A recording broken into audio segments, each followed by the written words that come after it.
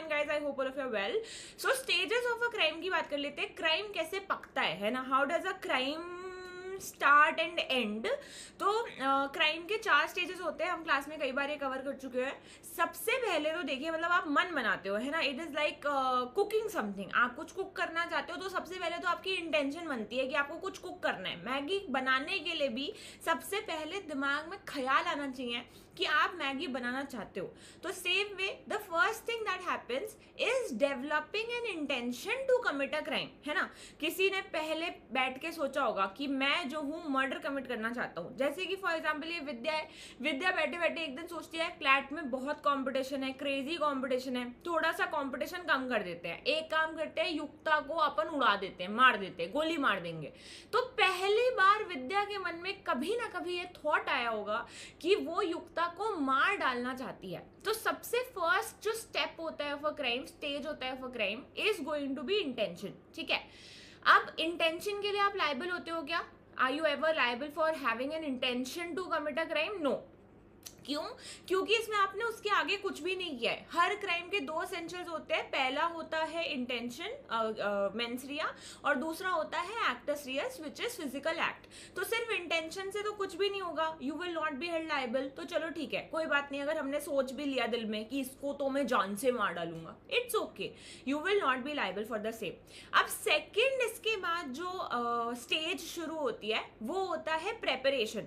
अब ऑब्वियसली अगर आपने ठान ही लिया है ना, जैसे क्लैट क्लियर करने का आपने ठान लिया है, तो आप यहाँ पे सबसे पहले मन बनाते हो कि आप लॉयर बनना चाहते हो, क्लैट क्लियर करना चाहते हो, और फिर प्रेपरेशन शुरू करते हो। ऑब्वियसली है ना, कुछ लोग 6 महीने से कर रहे हैं, कुछ लोग 1 साल से कर रहे हैं, कुछ लोग 2 साल से कर रहे हैं।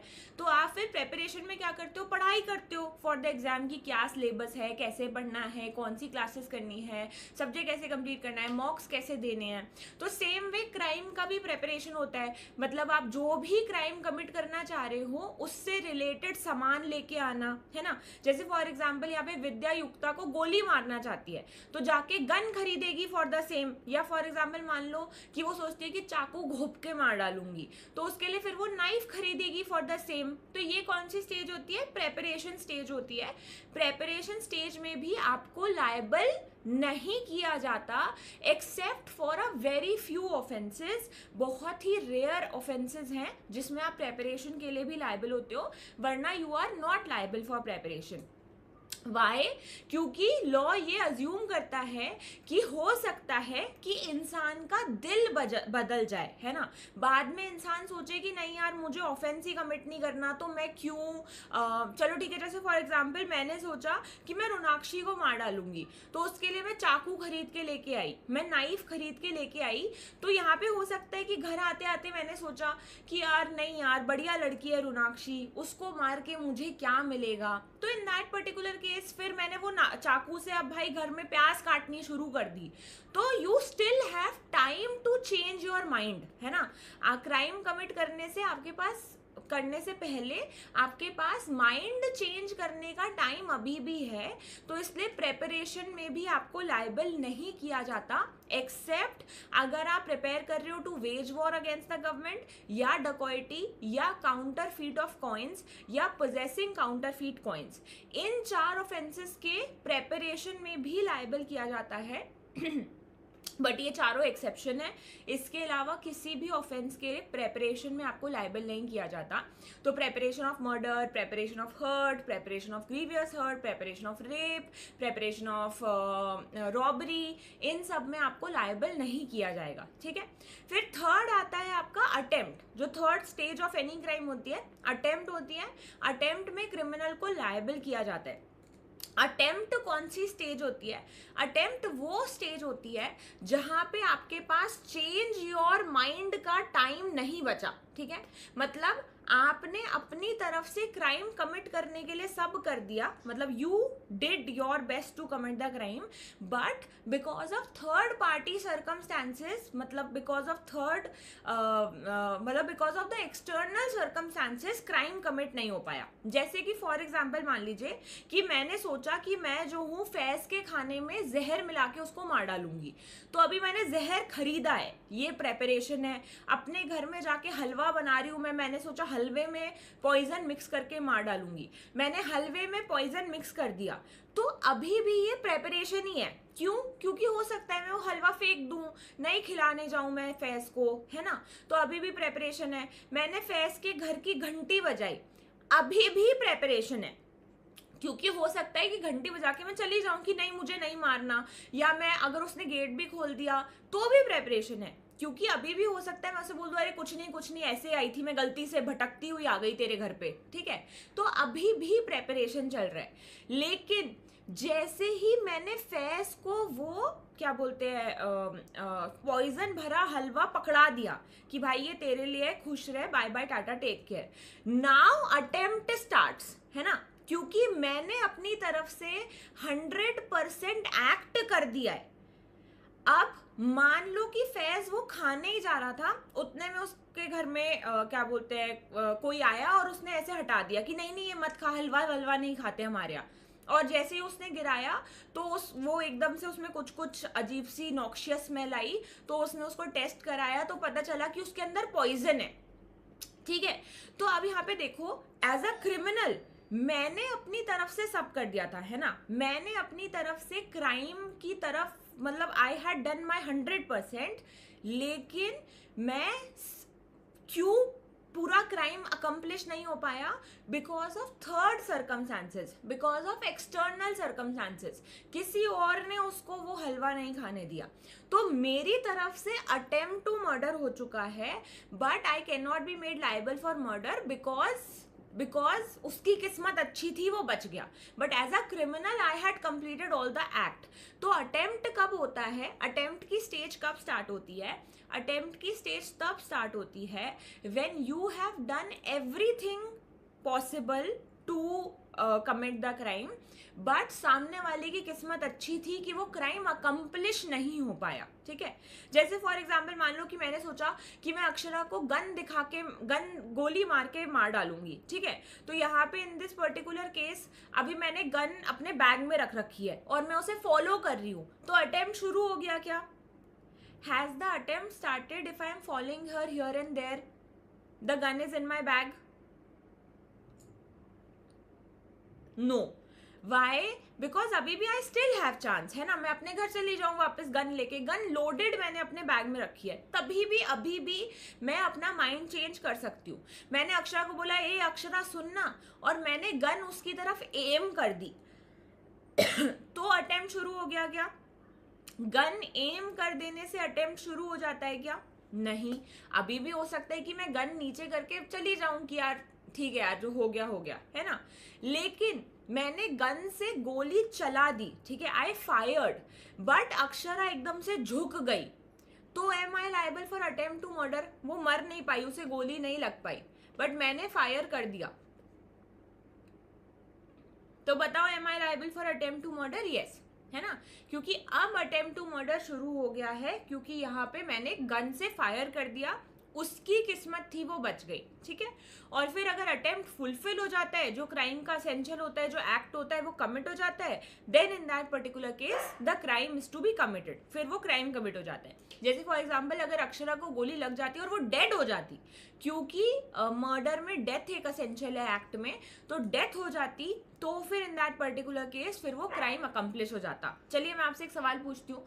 फॉर एग्जाम्पल मान लेते हैं कि सैवेज क्वीन है, तो सैवेज क्वीन क्योंकि सैवेज क्वीन है तो वो सोचती है कि मैं चोरी करने के लिए जाऊंगी, तो वो खुशबू के घर में चोरी करने के लिए जाती है, ठीक है। खुशबू सो रही होती है, रात के 3 बज रहे हैं, मतलब सुबह के 3 बज रहे हैं, तो सैवेज क्वीन उसके घर में घुस गई है, सामान ढूंढ रही है कि भाई कहाँ मिलेगा, क्या चोरी करूँ, पर वो सोचती है कि खुशबू की अलमारी से चोरी करूंगी, पर खुशबू की अलमारी तक वो नहीं पहुंच पाती, बाहर मतलब ड्राइंग रूम में ही होती है, तभी उसको उसके घर वाले पकड़ लेते हैं। तो is Khushboo liable for attempt to theft? अभी अटेम्प्ट टू थेफ्ट हुआ है क्या? अभी अटेम्प्ट टू थेफ्ट हुआ है क्या?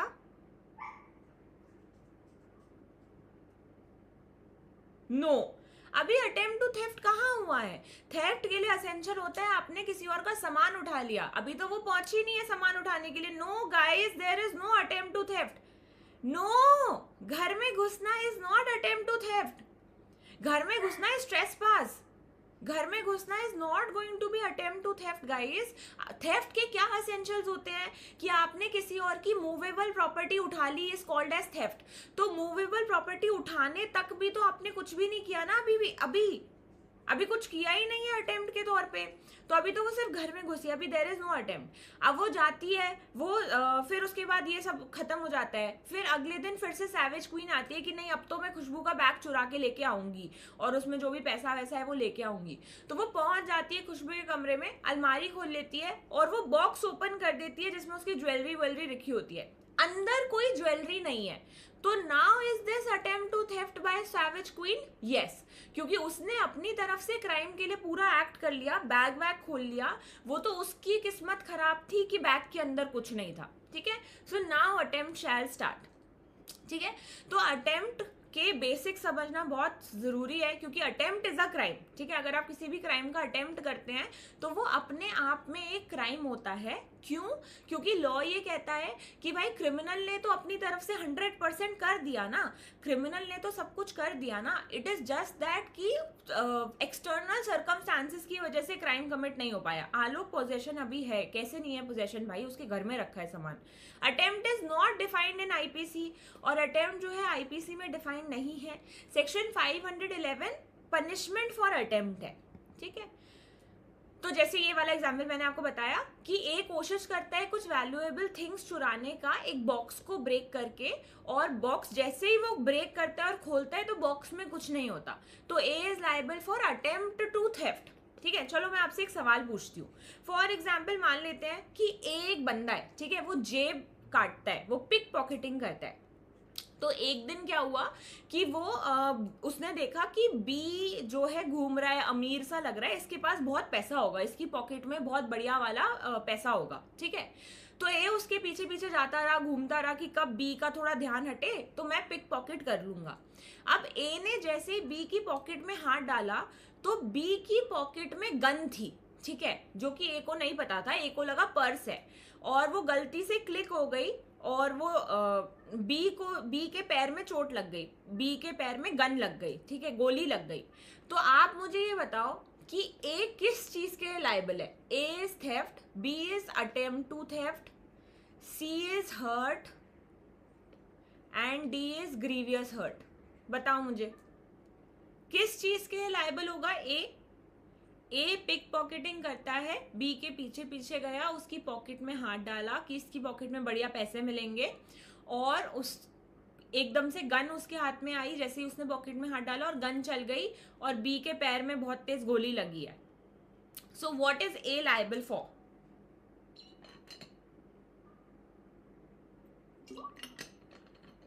Very good guys, A is liable for attempt to theft. ठीक है, क्यों? क्योंकि देखो जो गन चली है और उसे गन मिल गई और जो कुछ भी हुआ वो तो इंटेंशन ही नहीं थी, है ना। ए कभी भी बी को मारना ही नहीं चाहता था, तो कोई इंटेंशन तो था ही नहीं। तो हर्ट और ग्रीवियस हर्ट तो हटा दो, उसका ओनली पर्पस वाज चोरी करना, लेकिन चोरी करने के लिए उसको बी की पॉकेट में कुछ मिला ही नहीं, देयर वाज नथिंग। तो ही डिड हिज पार्ट, उसने उसकी पॉकेट में हाथ डाल दिया था पर्स निकालने के लिए, पर पर्स नहीं था। ये एग्जाम्पल और ये एग्जाम्पल सेम ही तो है, तो यहाँ पे this is attempt to theft. Theft कैसे होगा? कुछ मूव थोड़ी हुआ, जो चोरी करना था वो था ही नहीं उसके पास भाई।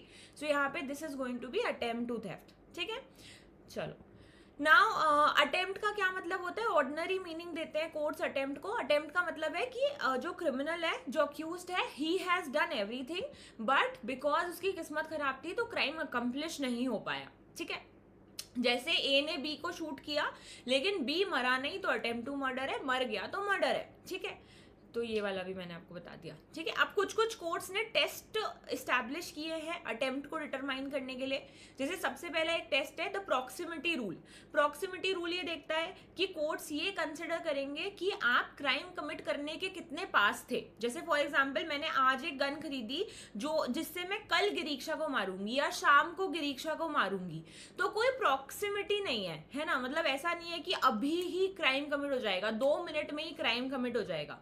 तो यहाँ पे पता चल रहा है कि गन खरीदना is not going to fall under attempt. उसके अलावा एक टेस्ट होता है लोकस पोटेंशियाe। इसका मतलब होता है टाइम फॉर रिपेंटेंस। कोर्ट ये देखता है कि जो अक्यूज्ड है क्या उसके पास पश्चाताप का टाइम बचा था, क्या उसके पास टाइम बचा था टू गो बैक। अगर टाइम बचा था तो अभी अटेम्प्ट शुरू नहीं हुआ है ना। जैसे मैंने आपको हलवा वाला एग्जाम्पल बताया कि भाई आप जो है एक हलवा सामने वाले को देते हैं, उसमें आपने जहर मिक्स कर दिया है, तो अभी भी टाइम है कि आप ऐसा सोच लो कि यार शायद मुझे हलवा नहीं खिलाना चाहिए, तो अभी अटेम्प्ट शुरू नहीं हुआ है। चलिए मैं आपसे एक सवाल पूछती हूँ। फॉर एग्जाम्पल मान लीजिए ए को गर्ल चाइल्ड होती है, ठीक है, A is extremely against girl child, A को बॉय चाहिए था तो वो सोचता है कि ए जो है बहुत ही ज़्यादा हॉट क्लाइमेट में रहता है, तो वो सोचता है कि और वहाँ पे डेजर्ट भी है, तो ए सोचता है कि मैं एक काम करता हूँ, इसको डेजर्ट में फेंकाता हूँ, ये डेड हो जाएगी, ठीक है। तो ए घर से बाहर निकल रहा होता है गर्ल चाइल्ड को लेके, उतने में ही उसको पकड़ लेता है कोई घर का और इंसान। तो is A liable for attempt to murder? Girl child के अटेम्प्ट टू मर्डर के लिए लायबल है क्या? Hi Kaurvi, good afternoon and sunshine, कैसी हैं आप? Hello Ayush, long time no see. चलिए, is A liable for attempt to murder? जैसे ही वो घर से बाहर निकला है गर्ल चाइल्ड को लेके, उसको पकड़ लिया बी ने कि बेटी को कहाँ लेके जा रहे हो। नो, क्योंकि अभी अटेम्प्ट शुरू नहीं हुआ, अभी ही स्टिल हैड टाइम, है ना, उसके पास अभी भी टाइम था रिपेंटेंस करने का, पश्चाताप करने का, यार नहीं मेरे को बेटी को नहीं मारना है ना। तो अभी अटेम्प्ट शुरू नहीं हुआ है। वो अगर जैसे ही रख देता बच्ची को इन द डेजर्ट तो फिर शुरू हो जाता अटेम्प्ट, ठीक है। फिर आपका नेक्स्ट टेस्ट होता है इम्पॉसिबिलिटी।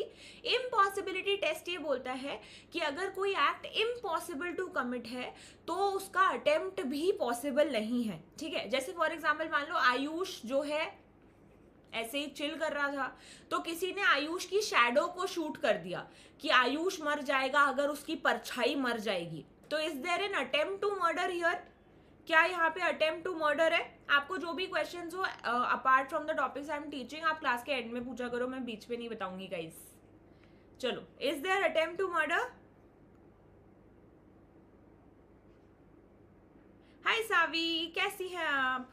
नो, क्यों गाइस? क्योंकि यहाँ पर it is impossible to kill someone by a shadow, है ना, आप किसी की परछाई से उसे मार ही नहीं सकते। चलिए एक और सवाल पूछती हूँ। जैसे फॉर एग्जाम्पल मान लेते हैं कौरवी है, ठीक है, कौरवी जो है सबको डरा के रखती है, कौरवी का खौफ है, तो कौरवी जाके यीशु को बोलती है कि सुन, अगर तूने जो है मेरी कॉपी कंप्लीट नहीं करी तो कल तुझे हार्ट अटैक आ जाएगा, ठीक है। तो यीशु उसकी कॉपी कंप्लीट नहीं करता या करती है, यीशु, ठीक है। सो इन दिस पर्टिकुलर केस अगले दिन एक्चुअली यीशु को हार्ट अटैक आ जाता है, पर वो मतलब जिंदा ही है। तो is this attempt to murder by Kaurvi? क्या ये अटेम्प्ट टू मर्डर है बाय कौरवी? हाय श्रेया, कैसी हो आप? Butterfly crazy, is there attempt to murder by Kaurvi? No, why? Because it is impossible, है ना, उसके बोलने से थोड़ी उसे हार्ट अटैक आ सकता है, this is impossible to happen, ठीक है। अब ना आप में से कुछ लोग होंगे जो शायद ऐसा सोच सकते हैं कि मैम ब्लैक मैजिक हुआ, तो लीगली स्पीकिंग ना कोर्ट्स इसमें बिलीव नहीं करते गाइस, हम कर सकते हैं, मैं किसी के बिलीव को कुछ भी नहीं बोल रही हूँ, बट कोर्ट्स बिलीव नहीं करते, ठीक है, तो हम इसको नहीं मान सकते, ठीक है। चलो, सो यहाँ पे it is impossible to commit, तो उसका अटेम्प्ट भी नहीं हो सकता। वो ठीक है। चलिए अब मैं आपसे एक सवाल पूछती हूँ। फॉर एग्जाम्पल मान लेते हैं आरजा है, आरजा सोचती है कि मुझे भी किसी को मारना है, सबको मार रहे हैं तो अपन भी मार देते हैं। तो आरजा ने सोचा अपन सावी को मारेंगे, तो उसने क्या सोचा कि मैं इसे पॉइजन खिला के मारूंगी क्योंकि poison is the best policy. तो वो सावी को पॉइजन दूध में मिक्स करके दे दी, और लेकिन आरजा को नहीं पता था कि एक्चुअली उसने शुगर मिक्स कर दी है, गलती से वो एक साथ ही रखे हुए थे, तो गलती से पॉइजन की जगह उसने चीनी उठा ली और चीनी मिक्स करके सावी को दे दिया। तो यहाँ पे is Aarja liable for attempt to murder? Savi बढ़िया, वो उसने क्या बोलते हैं, सावी को पता चल गया कि ऐसा ऐसा आरजा ने करने की कोशिश करी है, तो is Aarja liable for attempt to murder? Hello Mili, hello Aarja. No. Why? Because it is impossible to kill someone by giving them sugar. Again, मैं डायबिटिक पेशेंट्स की बात नहीं कर रही हूँ, मैं जनरल एक बात कर रही हूँ, है ना. डायबिटीज है किसी को और फिर जानबूझ के आप उन्हें बहुत सारा शुगर खिला रहे हो, तो वो तो इंटेंशन दिख रहा है. बट यहाँ पे सावी को ऐसा कोई प्रॉब्लम नहीं था, तो यहाँ पे because it is impossible to kill someone by sugar, so therefore in this particular case it is not going to be an attempt. ठीक है. तो इम्पॉसिबल एक्ट्स की आपको पनिशमेंट नहीं मिल सकती है, लेकिन इम्पॉसिबल एक्ट्स एब्सोल्यूट होने चाहिए. जैसे हमने वो वाला केस किया था कि वो चोरी करने के लिए गई, बैग खोला और बैग में कुछ नहीं था, वहां भी इम्पॉसिबल टू कमिट थेफ्ट है, बट वो इम्पॉसिबल एब्सोल्यूट नहीं है. मतलब अगर बैग में सामान होता तो वो डेफिनेटली चोरी कर ही लेती, है ना. तो इम्पॉसिबल एक्ट्स एब्सोल्यूट होने चाहिए. जैसे भाई चीनी से एब्सोल्यूटली कोई नहीं मर सकता, नो मैटर व्हाट, है ना, अनलेस डायबिटीज हो ऑब्वियसली, पर कोई नॉर्मली नहीं मर सकता. चलिए, तो जैसे ए जेड को शूट करता है उसको मारने के लिए, तो यहाँ पे अगर जेड मरता नहीं है तो A is going to be liable for attempt to murder. एक बच्चे को मारना चाहता है, छोटे से, मतलब बहुत छोटू सा बच्चा है, तो वो उसे एक डेजर्ट प्लेस में छोड़ आता है, बच्चा नहीं मरता, तो भी अटेम्प्ट टू मर्डर शुरू हो गया है. ए जो है जेड को मारना चाहता है, गन खरीदता है, लोड भी करता है और फिर फायर कर देता है, तो अगर वो मरता नहीं है जेड, सिर्फ वूंड होता है, तो it is attempt to murder. अच्छा, with respect to poison there are 2 rules, है ना. मैं आपको क्लास में भी ये चीज बता चुकी हूँ. पॉइजन को लेके 2 रूल्स होते हैं. पॉइजन में अटेम्प्ट कब शुरू होता है? अगर आप किसी के हाउस हेल्प को खाना दे रहे हो, जिसको आप मारना चाहते हो उसके हाउस हेल्प को, तो जैसे ही आपने हाउस हेल्प को खाना पकड़ा दिया, अटेम्प्ट टू मर्डर स्टार्ट्स. लेकिन अगर आप उसी पर्सन को, उसके घर में कोई हाउस हेल्प नहीं है, उसी पर्सन को दे रहे हो पॉइजन भरा खाना, तो जैसे ही आप वो खाना उस पर्सन के सामने परोस देते हो, तो अटेम्प्ट टू मर्डर स्टार्ट्स. जैसे फॉर एग्जांपल मान लीजिए कि ए बी को पॉइजन देके मारना चाहता है और वो हलवा लेके आया था बी के लिए पॉइजन भरा, तो बी के घर में बी का हाउस हेल्प है, तो ए ने हाउस हेल्प को बोला कि ये लो ये हलवा जाके बी को खिला दो. तो जैसे ही उसने हाउस हेल्प के हाथ में थाली दे दी, तो अटेम्प्ट स्टार्ट्स. लेकिन अगर मान लो ए बी को हलवा खिला के, पॉइजन हलवा खिला के मारना चाहता है और बी के घर में कोई हाउस हेल्प नहीं है, तो जहां बी खाना खाता है, जैसे ही वो वहां बैठ गया और उसके सामने आपने सर्व कर दिया ये हलवा वाला खाना, देन अटेम्प्ट स्टार्ट्स. ठीक है, उससे पहले अटेम्प्ट नहीं होता. अब जैसे ए बी के घर में गया और जाके उसकी सिंक पे, मतलब किचन स्लैब पे रख दिया पॉइजन हलवा, तो अभी अटेम्प्ट शुरू नहीं हुआ है गाइस, है ना. आप कितना ही सोच लो, अरे मैम आप उसके घर में पॉइजन खाना ले गई, ऐसे कैसे, अटेम्प्ट नहीं है.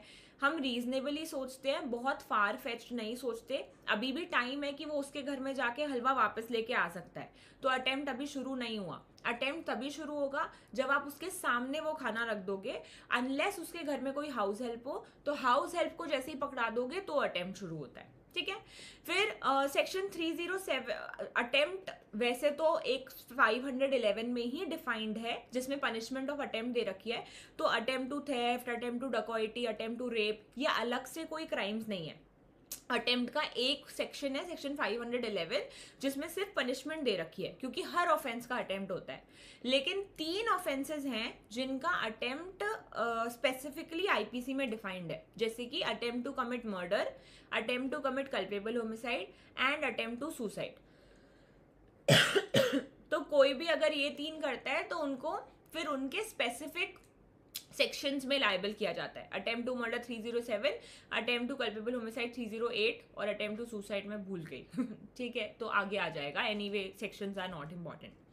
तो attempt to commit culpable homicide कि अगर आपका केस कल्पेबल होमिसाइड में फॉल करता और उसका आप अटेम्प्ट करते हो, तो फिर आपको attempt to commit culpable homicide में लायबल किया जाता है. ठीक है. Section 309 is attempt to commit suicide. Now attempt to commit suicide used to be, still is a crime, is given under IPC. लेकिन 2017 में एक मेंटल हेल्थ केयर एक्ट आया था, जिसमें ये बोला गया है कि अगर कोई भी पर्सन सुसाइड अटेम्प्ट करता है, तो हम ये मानेंगे कि वो मेंटली, मतलब he was not in a very good state, and इसलिए उसको पनिश नहीं किया जाएगा. तो mental health care act override करता है सेक्शन 309 को. तो 309 हटाया नहीं गया है, but attempt to commit suicide का एप्लीकेशन बहुत लेस हो गया है अब. ठीक है. तो ये तो मैंने आपको पढ़ा दिया। जैसे एक मैरिड मैन था, उसका एक्स्ट्रा मैरिटल अफेयर चल रहा था, तो जो उसकी वाइफ थी वो प्रेग्नेंट थी and he did not want a child, तो उसने अपनी वाइफ को copper sulphate tablets they the. But बाद में पता चला कि कॉपर सल्फेट टैबलेट से कभी अबॉर्शन पॉसिबल ही नहीं है। तो is A liable for attempt to miscarry the child? Attempt to cause miscarriage के लिए ए लायबल होगा क्या?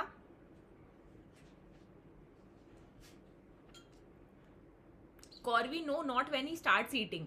इफ ही स्टार्ट्स ईटिंग तो ऑफेंस हो गया ना बेटी, खा लिया उसने। Not when he starts eating, when the food is in front of him.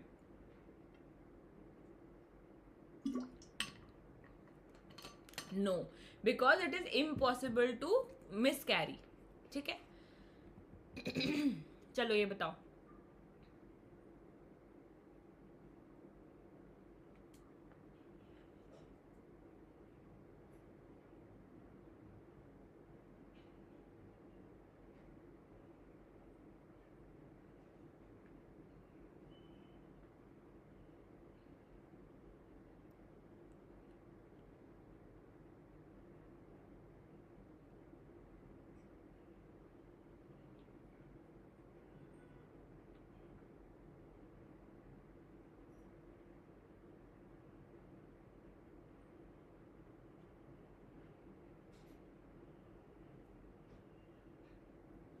No, this is not going to be attempt. Why? क्योंकि यहाँ पर अभी सिर्फ कार्ड छपे हैं। कार्ड छपे का मतलब ये नहीं कि वो मंडप में बैठ गया शादी करने के लिए। सो अभी भी उसके पास टाइम है रिपेंट करने का, तो no, he the husband is not liable. चलो ये बताओ।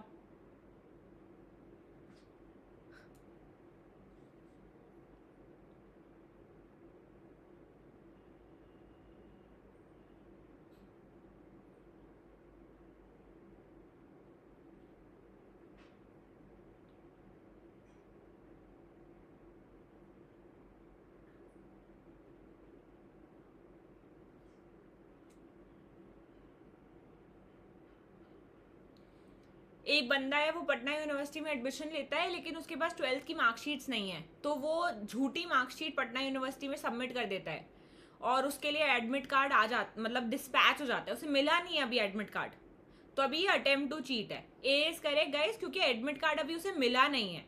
ठीक है, so this is only going to be attempt to cheat. चलो नेक्स्ट, ये बताओ।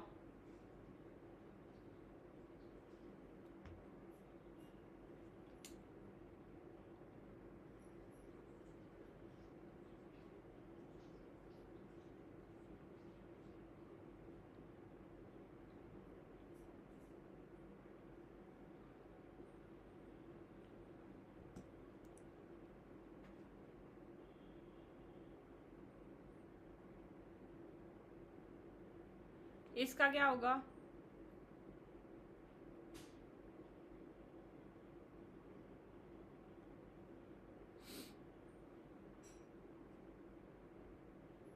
डेफिनेटली अटेम्प्ट टू मर्डर, क्योंकि यहाँ पे लिखा हुआ है, डॉक्टर ने बोला वो डेड बॉडी ही लग रही थी, उसकी बोन्स प्रोट्रूड कर रही थी, चीक्स वर हॉलो, बस मरने ही वाली थी बेचारी, बस वो तो भगली तो बच गई, तो attempt to murder.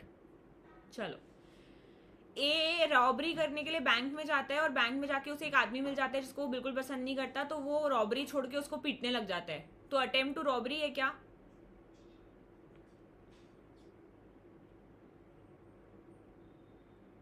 Is there attempt to robbery?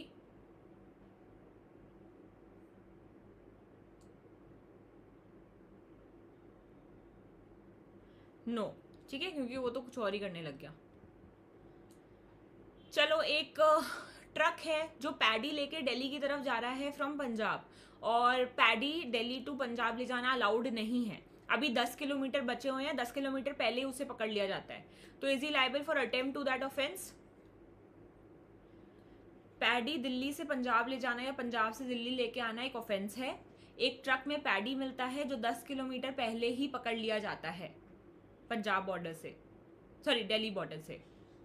No, क्योंकि अभी अटेम्प्ट नहीं शुरू हुआ, अभी हो सकता है कि वो भाई 5 किलोमीटर आगे जाके मोड़ ले, अभी भी टाइम है, तो अटेम्प्ट शुरू नहीं हुआ है। ठीक है, एक वुमन है, एक वेल की तरफ जाती है, बोलती है मैं तो इसमें कूद जाऊंगी, चबूतरे पे खड़ी हुई है, ठीक है, बिल्कुल चबूतरे पे खड़ी हुई है कि कूद जाएगी, लेकिन उसको कोई पकड़ लेता है, is she liable for attempt to suicide?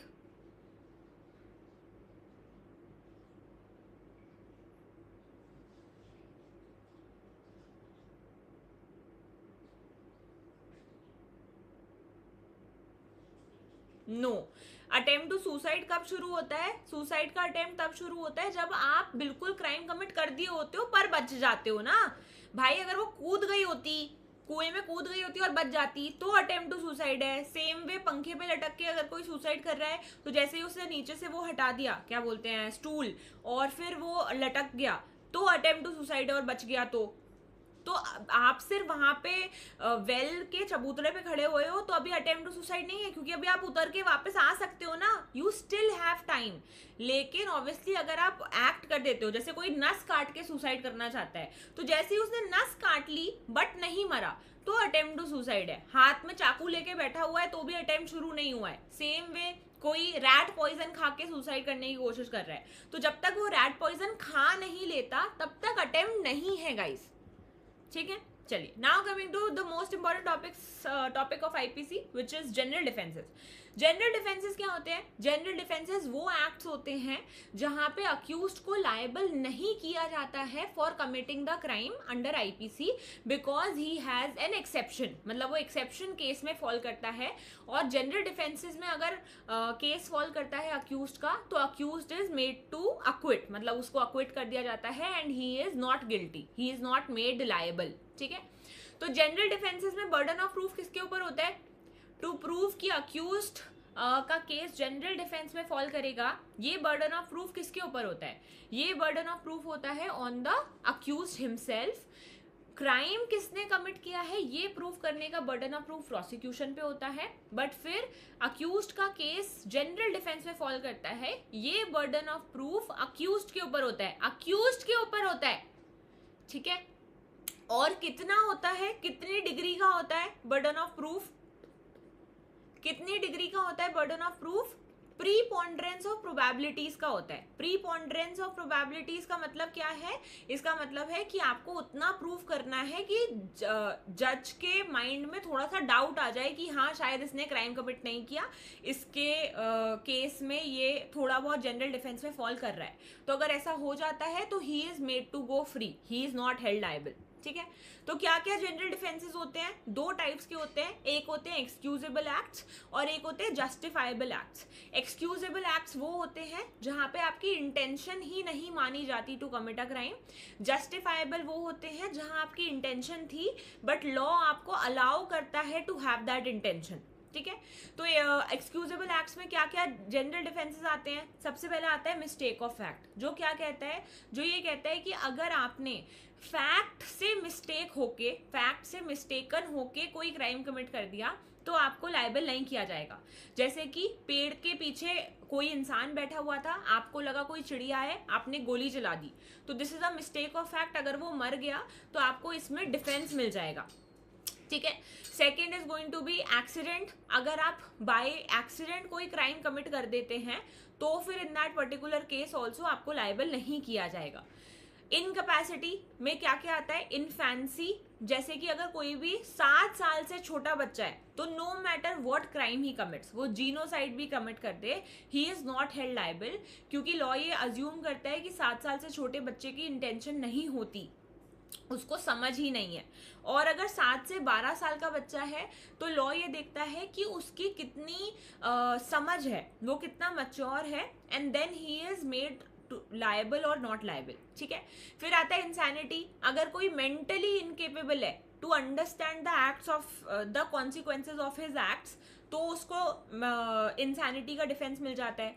Intoxication, अगर कोई इनवॉलेंटरी इंटॉक्सिकेट होता है, इंटॉक्सिकेट मतलब ऐसा कुछ भी पदार्थ कंज्यूम करता है, ऐसी कोई भी चीज कंज्यूम करता है, ऐसा कोई भी प्रोडक्ट कंज्यूम करता है जिससे कि वो अपना मेंटल आपा खो बैठे बट वो इनवॉलेंटरी होना चाहिए, मतलब उसकी मर्जी के खिलाफ होना चाहिए, तो भी उसको डिफेंस मिल जाएगा जनरल डिफेंसेस में। जस्टिफाइबल एक्ट्स में क्या क्या आता है? जुडिशियल एक्ट्स आता है, मतलब एक्ट ऑफ जज। अगर कोई जज ने गलत डिसीजन दे दिया गुड फेथ में तो द जज इज नॉट मेड लाइबल। जैसे फॉर एग्जाम्पल मान लो कि श्रेया एक जज बन गई, पर उसको नहीं पता था कि मैक्सिमम सजा फॉर थेफ्ट इज 7 years। उसने किसी को 10 साल की सजा दे दी। 10 साल की सजा काटने के बाद वो बंदा जब बाहर निकला तो उसने बोला मुझे गलत सजा मिली थी। तो यहाँ पे Shreya will not be held liable because she can take the defence of act of जज। फिर act done in pursuance of an order of a court. अगर आप कोर्ट का ऑर्डर मानते हुए कोई क्राइम कमिट कर देते हो तो भी आपको लाइबल नहीं किया जाएगा। नेसेसिटी, आपके सामने 2 हार्म है and you choose a lesser harm, तो यू आर नॉट लाइबल। जैसे मेरे सामने मैं एक गाड़ी चला रही हूँ, ब्रेक्स फेल हो गए हैं, एक ही रास्ता है, 2 लोग इधर खड़े हुए हैं, 50 लोग इधर खड़े हुए हैं, मैंने 2 लोगों के ऊपर से गाड़ी चढ़ा दी। अब वो लोगों ने मेरे पे केस किया है कि भाई आप लाइबल हो, तो I am not liable, I can take the defence of necessity. Duress, आपको किसी ने फोर्स किया है to commit a crime by saying कि वो आपको जान से मार देगा अगर आप वो क्राइम कमिट नहीं करोगे, तो यहाँ पे अगर आप वो क्राइम कमिट करते हो तो you can take the defence of duress. लेकिन ऑब्वियसली इसमें आप मर्डर कमिट नहीं कर सकते और offence against the state commit नहीं कर सकते। फिर आता है कंसेंट। अगर आप पर्सन की कंसेंट के साथ उसके साथ कोई ऑफेंस कमिट करते हो तो भी you are not made liable. जैसे फॉर एग्जाम्पल मान लो विद्या ने प्लान किया अक्षरा के साथ कि वो ऐसे ही कुश्ती करेंगे, कुश्ती करते करते विद्या को झापड़ पड़ गया, तो यहाँ पर शी इज नॉट लाइबल, क्या नाम है इसका, अक्षरा इज नॉट लाइबल क्योंकि इन्होंने खुद की कंसेंट दी थी। ठीक है। विदाउट कंसेंट, अगर कोई बेहोश है और उसका ऑपरेशन करना कंपलसरी है और डॉक्टर कंपलसरी ऑपरेशन कर देता है, तो यहाँ पे डॉक्टर इज नॉट लाइबल। बाद में वो बंदा बोले कि नहीं मैं तो मरना ही चाहता था, मेरा ऑपरेशन कैसे किया, डॉक्टर लाइबल होना चाहिए, तो डॉक्टर लाइबल नहीं होगा। ठीक है। कम्युनिकेशन, अगर किसी ने गुड फेथ में सामने वाले को कोई न्यूज दी और वो न्यूज सुन के उसको कुछ हो गया, तो जिसने न्यूज दी है वो लाइबल नहीं है। जैसे किसी डॉक्टर ने ए को बताया कि तुम्हें कैंसर है, तुम 2 साल के मेहमान हो, ए ने ये सुनते से ही उसे हार्ट अटैक आ गया, तो यहाँ पे डॉक्टर इज नॉट लाइबल, है ना। Sorry guys. ट्रिवियल ऑफेंसेस मतलब छोटू ऑफेंसेस जिसको कोर्ट नहीं कंसिडर करता है एज क्रिमिनल केसेस। जैसे फॉर एग्जांपल विद्या जो है आयुष की पेंसिल चुरा के भाग गई, आयुष को बहुत गुस्सा आया कि विद्या ने चोरी करी है, तो उसने विद्या पे क्राइम ऑफ थेफ्ट का केस कर दिया। तो Vidya can take the defence of trivial matter कि भाई ये इतना छोटा मैटर है कि इसमें कोर्ट को इन्वॉल्व नहीं किया जाना चाहिए। और लास्ट होता है आपका जनरल डिफेंस, प्राइवेट डिफेंस। अगर कोई आपके साथ क्राइम कमिट कर रहा है और अपने आप को बचाने के लिए, डिफेंड करने के लिए अगर आपको सेम फोर्स उस पर यूज करना पड़ जाए तो आपको लाइबल नहीं किया जाएगा। जैसे फॉर एग्जाम्पल, लेकिन इसमें आप डिफेंस करने के लिए ही डिफेंस ले सकते हो, खुद क्राइम कमिट करने नहीं जा सकते, है ना, ये हमेशा याद रखना। जैसे फॉर एग्जांपल किसी ने आपको चाटा मारा तो आप अपने आप को बचाने के लिए उसको आपने धक्का दे दिया, तो this is a private defence. पर किसी ने आपको चाटा मारा, आप उसके पास गए और उसको जाके चाटा मार दिया जब वो दूसरी जगह बैठा हुआ है, तो ये प्राइवेट डिफेंस नहीं है ना, ये रिवेंज हो गया। आप अपने आप को डिफेंड थोड़ी कर रहे हो, आपने कहा तूने मुझे चाटा मारा है, मैं भी आके तुझे चाटा मारूंगा। डिफेंड करने के लिए अगर आप फोर्स यूज करते हो प्रपोर्शनेट, तो कोई प्रॉब्लम नहीं है, आप लाइबल नहीं हो। बट अगर आप ऑफेंस कमिट करते हो, रिवेंज लेते हो, तो आपको लाइबल किया जाएगा। Got it? समझ गए आप लोग? तो चलिए मैं आपसे एक सवाल पूछती हूँ। फॉर एग्जाम्पल मान लेते हैं कि एक पर्सन है जिसको बी कॉल करता है कि मैं शाम को तेरे घर आऊंगा और तेरे को बहुत पीटूंगा, बहुत ज्यादा पीटूंगा। तो ए बी के घर जाता है और बी को बहुत मार देता है कि बी हॉस्पिटलाइज हो जाता है। ए कह रहा है उसने प्राइवेट डिफेंस में किया है। Is this private defence?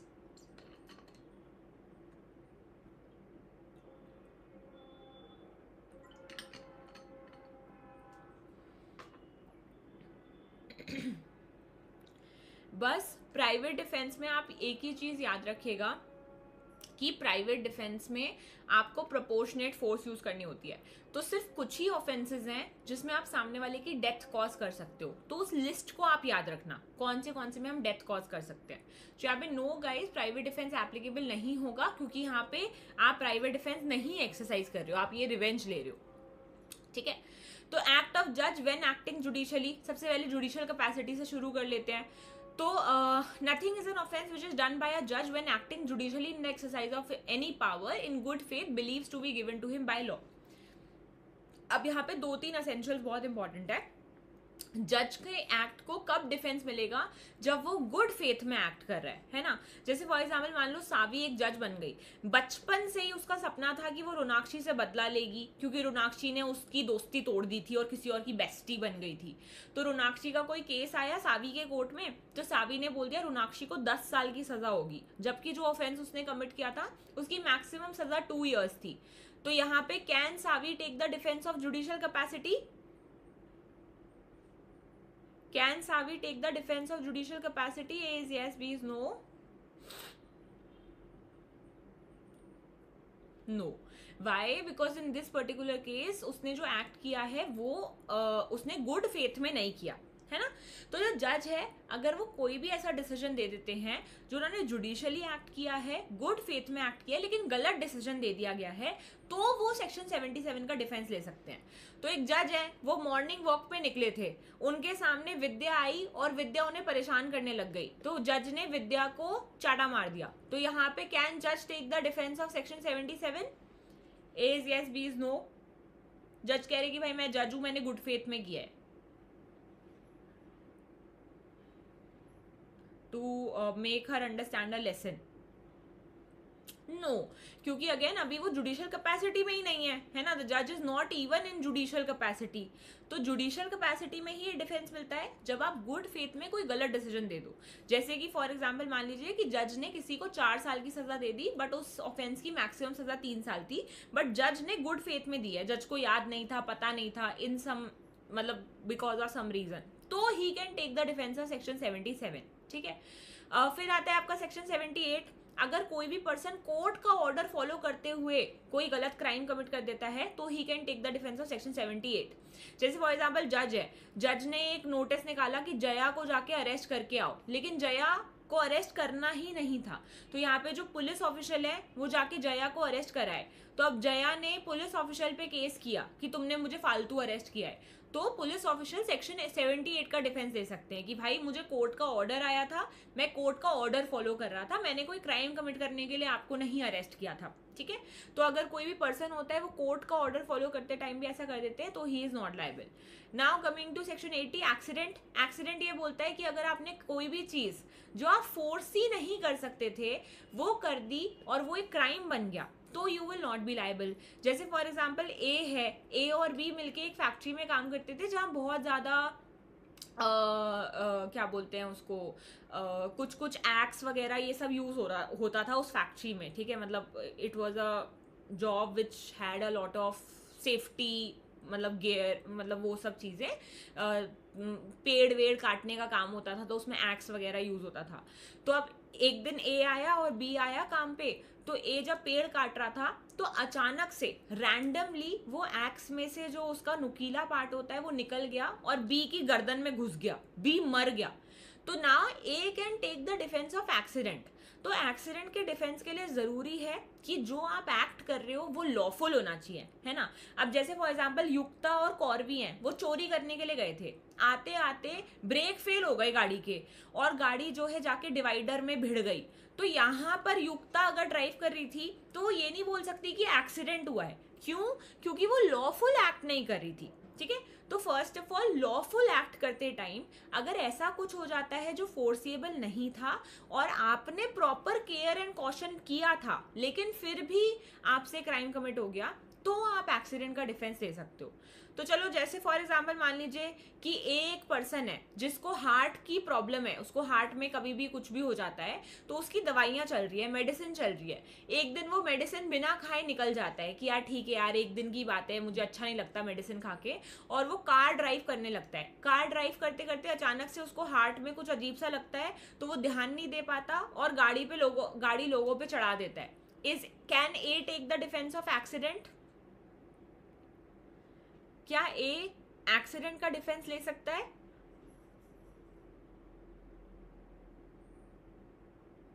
No. ठीक है। Why? Because in this particular case उसने प्रॉपर केयर एंड कॉशन नहीं लिया। ठीक है। चलो ये बताओ, एक अनलाइसेंस्ड गन थी, उस अनलाइसेंस गन को बोरो किया अक्यूज ने क्योंकि उसको लगा कि उसने एक एनिमल देखा है पेड़ों के पीछे और उसने गोली चला दी, लेकिन एक्चुअली उसने एक इंसान को मार दिया। तो बताओ, is he liable, can he take the defence of accident?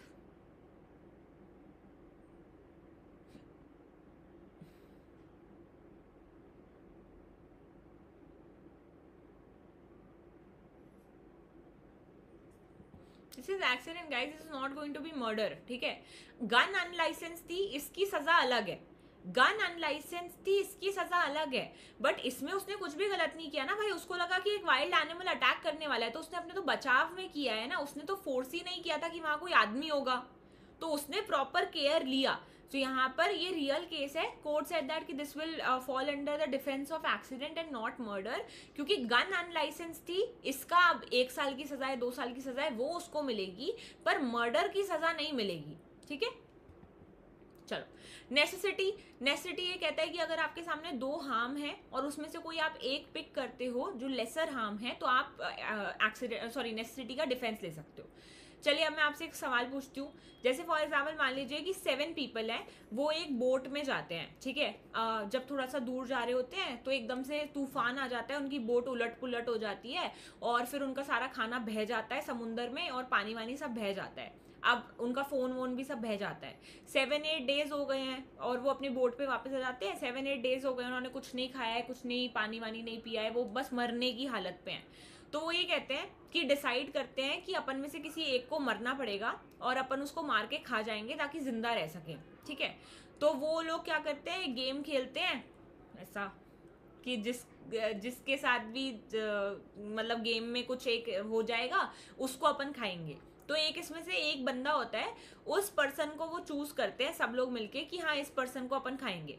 तो वो उस पर्सन को मार डालते हैं और खा जाते हैं। फिर नेक्स्ट डे पुलिस उनको रेस्क्यू कर लेती है, मतलब पुलिस मतलब जो भी ऑफिशियल्स हैं वो उनको रेस्क्यू कर लेते हैं। अब उन पे मर्डर का केस लगा है। Are they liable for murder और can they take the defence of necessity? Can they take the defence of necessity? वो कह रहे हैं कि हम मर्डर के लिए लायबल नहीं है, हम नेसेसिटी का डिफेंस लेंगे। Can they take the defence of necessity?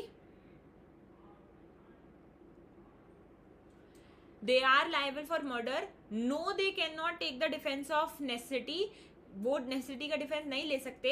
ये रियल केस है।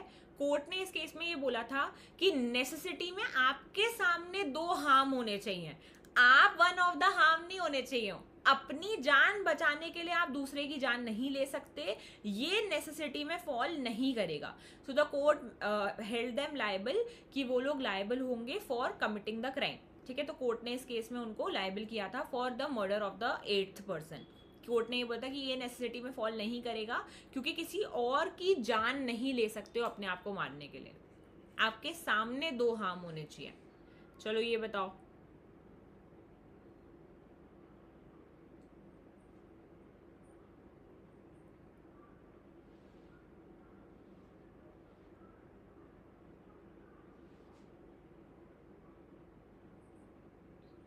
फिश वगैरह भी तो खा सकते थे। अरे भाई कॉर्वी अरे यार ऐसा नहीं होता बेटी।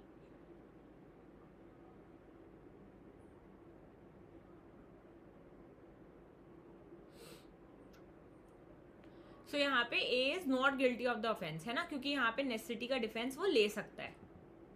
चलो, now coming to act of an intoxicated person. Intoxication का मतलब होता है ऐसा कोई भी सब्सटेंस कंज्यूम करना जिससे आपकी मेंटल एबिलिटी थोड़ी अलग हो जाए, जैसे अल्कोहल, जैसे ड्रग्स, ठीक है। तो अगर कोई भी पर्सन इनवॉलेंटरी, अपनी मर्जी के खिलाफ अगर वो ड्रग्स लेता है या फिर अल्कोहल कंज्यूम करता है और उसके बाद वो कोई क्राइम कमिट करता है, तो in that particular case he can take the defence of act of an intoxicated person.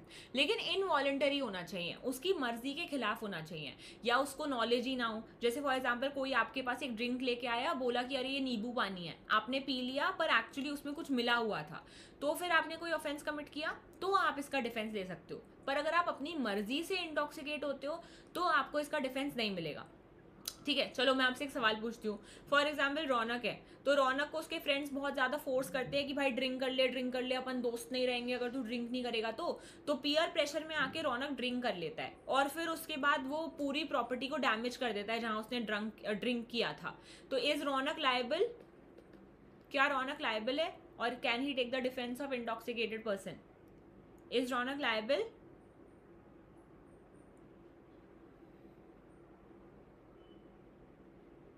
yes, Raunak is liable. Why? Because in this particular case ये इनवॉलेंटरी नहीं है. ठीक है, पीयर प्रेशर को आप इनवॉलेंटरी नहीं बोल सकते. नहीं रखनी दोस्ती मत रखो. ठीक है, so Raunak is liable. He can not take the defence of act of an intoxicated person. Involuntary तब होता है जब भाई उसके हाथ पैर बांध दिए गए हैं और उसको गल्प डाउन करा दिया गया अल्कोहल, तो ही हैड नो चॉइस. लेकिन यहाँ पे ही हैड अ चॉइस. आप पीयर प्रेशर को इनवॉलेंटरी नहीं बोल सकते. ठीक है, सो यहाँ पे he is going to be liable. चलो ये बताओ.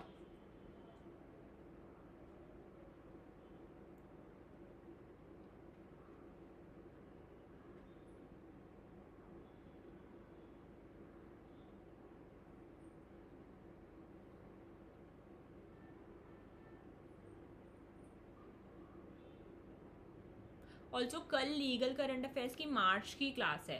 ठीक है, मार्च के बैकलॉग की 12 PM.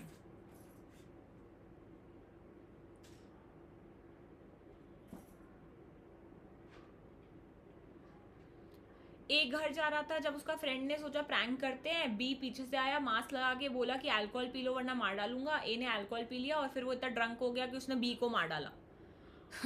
तो A is not liable. A is correct क्योंकि he can take the defence of act of an intoxicated person, है ना, क्योंकि यहाँ पे उसे फोर्स किया गया है. चलो, now coming to act causing slight harm. अगर कोई भी आप ऑफेंस ऐसा कमिट करते हो जो बहुत ही ज्यादा स्लाइट है, मतलब इतना छोटू सा मैटर है कि कोई भी ऑर्डिनरी पर्सन उसको कोर्ट नहीं लेके जाएगा, तो आप ट्रिवियल ऑफेंसेस का डिफेंस ले सकते हो. इस डिफेंस को बोलते हैं ट्रिवियल ऑफेंस. कि ऑफेंस इतना छोटू सा था कि इसको कोई भी कोर्ट लेके नहीं जाएगा. जैसे फॉर एग्जाम्पल मैंने क्लास में बोल दिया आयुष तू पागल है क्या. अब आयुष ने बोला कृति मैम ने डिफेम किया और कोर्ट ले गया मुझे, तो मैं यहाँ पे ट्रिवियल ऑफेंस का डिफेंस ले सकती हूँ कि भाई यहाँ पे कुछ ऐसा मतलब है नहीं उसका क्या बोलते हैं क्राइम लायक, कोई भी ऑर्डिनरी पर्सन इस पे केस नहीं करता. ठीक है, फिर नेक्स्ट आता है आपका ड्योरेस. ड्योरेस का मतलब होता है कि अगर किसी ने आपको थ्रेट ऑफ लाइफ दिया है, ठीक है, थ्रेट ऑफ डेथ दिया है, तो अगर आप कोई क्राइम कमिट करते हो तो आप ड्योरेस का डिफेंस ले सकते हो. लेकिन 2 एक्सेप्शन है इसके. इसमें आप मर्डर नहीं कमिट कर सकते और offence against the state commit नहीं कर सकते. ठीक है, तो अगर किसी ने आपको डेथ का थ्रेट दिया है और आप इन 2 के अलावा कोई भी क्राइम कमिट करने का आपको थ्रेट है और आप वो कमिट कर देते हो, तो आप ड्योरेस का डिफेंस ले सकते हो. चलो अब मैं आपसे एक सवाल पूछती हूँ. फॉर एग्जाम्पल मान लीजिए रोनाक्षी जो है जाके विद्या को बोलती है कि विद्या अगर तुमने जाके सावी को थप्पड़ नहीं मारा तो मैं तुम्हारा घर जला दूंगी. विद्या जाके सावी को थप्पड़ मार देती है and then she takes the defence of duress. Can Vidya take the defence of duress?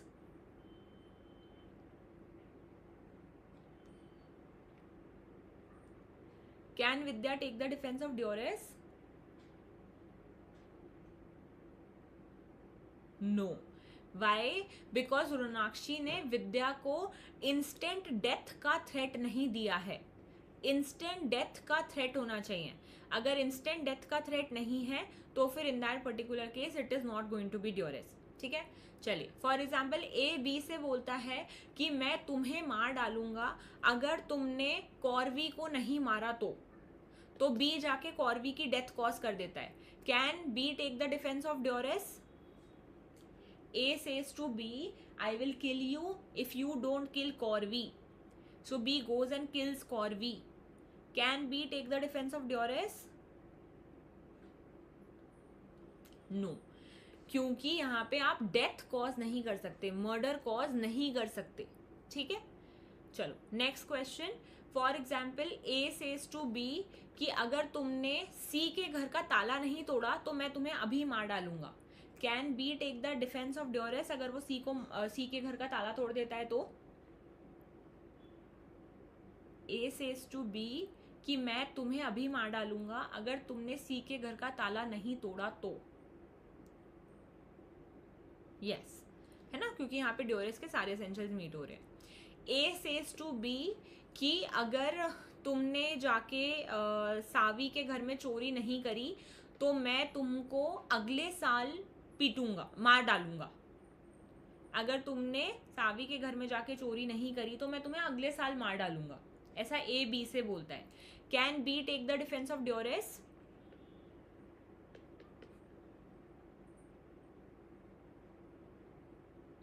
No. Why? क्योंकि यहाँ पे इंस्टेंट डेथ का थ्रेट नहीं है. ठीक है, चलो ये क्वेश्चन बताओ.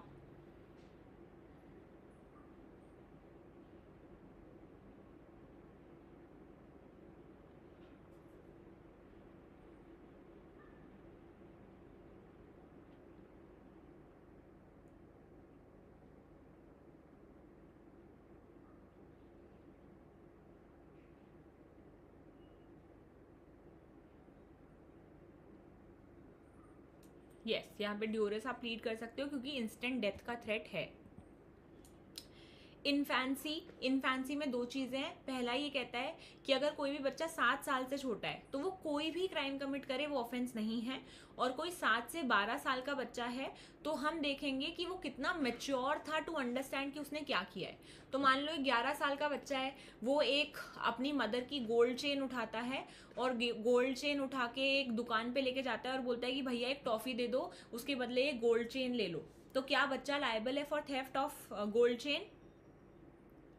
एक 11 ईयर ओल्ड चाइल्ड है, मम्मी की गोल्ड चेन उठा के लेके जाता है और एक किराने वाले भैया से बोलता है कि भैया ये चेन रख लो और मुझे एक टॉफ़ी दे दो. नो, क्योंकि उसको नहीं थी इतनी अंडरस्टैंडिंग कि गोल्ड चेन की क्या वैल्यू है और वो क्या कर रहा है. ठीक है, सो यहाँ पे दिख रहा है कि वो मेच्योर नहीं है.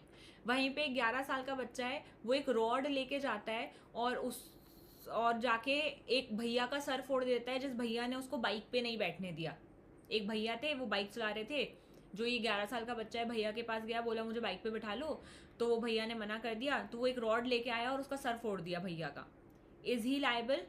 Is the 11 year old boy liable?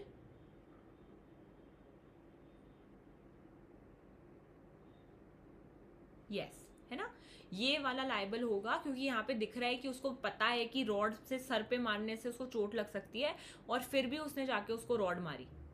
ठीक है, तो यहाँ पे ही इज मेच्योर. तो समझ गए आप लोग चाइल्ड में क्या देखते हैं. 7 साल से छोटा है तो कोई ऑफेंस नहीं है, कोई मेच्योरिटी कुछ नहीं देखते. 7 साल से छोटा है, कुछ भी कमिट कर दे ऑफेंस नहीं है. 7 से 12 साल का बच्चा है तो हम मेच्योरिटी देखते हैं.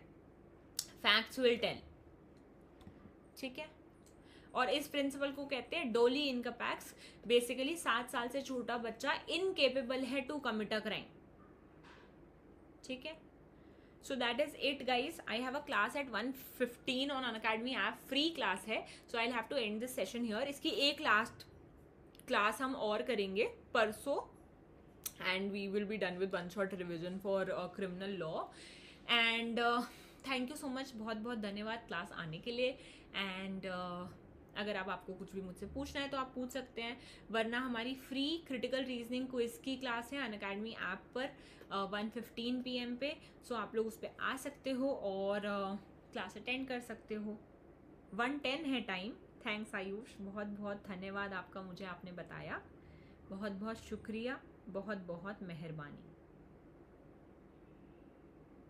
नहीं 1:15 ही है. ठीक है, 2 मिनट. अरे अक्षरा भाई.